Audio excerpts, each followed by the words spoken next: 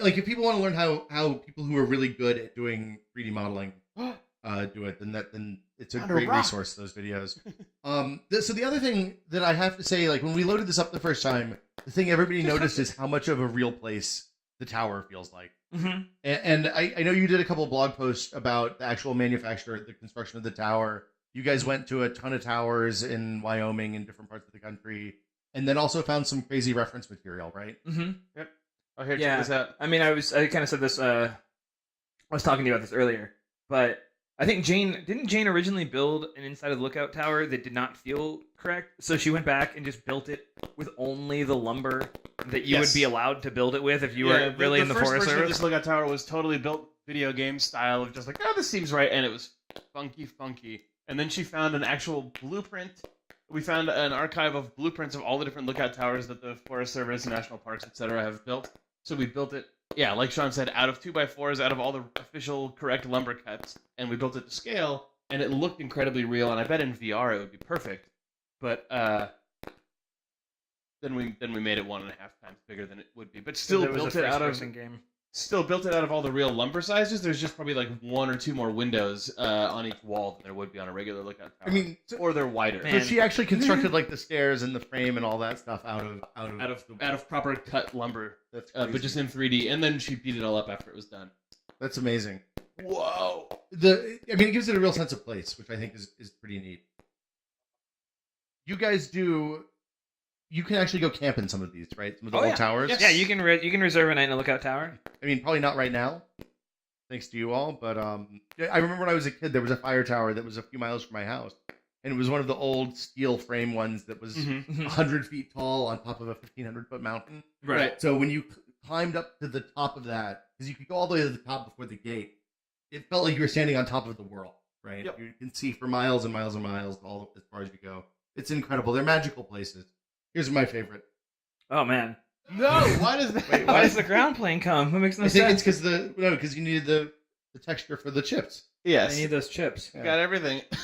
Secrets of video games revealed.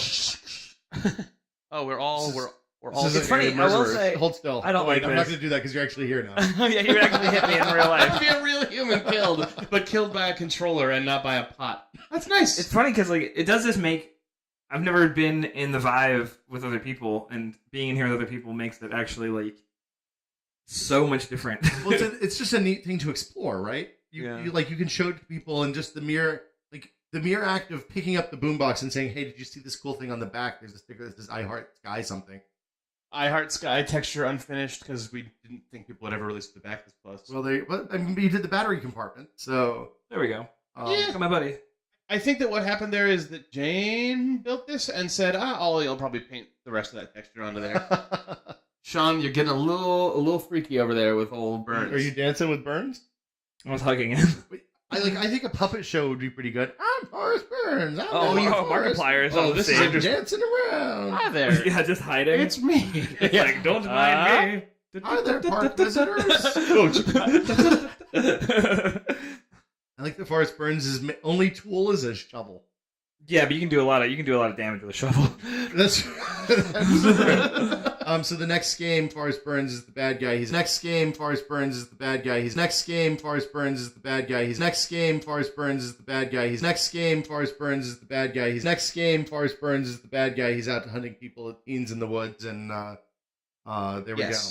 Yeah. You guys said exclusive reveal on the FOO Show. Yes. Our first exclusive. You guys said there was a story behind Mr. President, and then I think. Dr. President. Dr. President. Here, I'll get him. President. I'll be very careful and go get him over here. Dr. President. Oh, well, so Dr. President, Rich Sommer. If you know what Rich Sommer, the actor who plays Henry, looks like, you will know that he is Dr. President. Yeah. Rich Sommer is a big board gaming guy, like a big board game nerd, and we thought it would be really fun to just put him in a board game. And that's it, really. I mean, I think that actually we also asked him what his favorite board game of all time was. Yeah, and there's a brand of board games that I don't remember, but Patrick, one of our programmers, who's another game guy, and him know. And this is deliberately a reference. Was it just called Mr. President, and then we changed this to Dr. President? An exciting game. Was his favorite game literally Mr. President? It was something about a president because then we switched it to Dr. We switched President. it to Dr. President, a game of political triage. I liked it much better when our presidents were doctors. Those were good Yeah. times. But it's Ben Carson. Could have had him. I really just I just really like Dr. President as a concept also, and seeing a guy being sworn in. Well, With his just stethoscope? also just with his and the stethoscope reflector, yeah. and his flag pin. Yeah, flag pin's a little anachronistic, I guess, but They still wear flag pins. no, everyone wears flag pins now. But I don't think flag pins were a hot button issue. They weren't a sign of your president in the '80s. That's probably. true. That's true. Well, thank you guys for coming by. Dude, this is awesome. I want to live here. Yeah.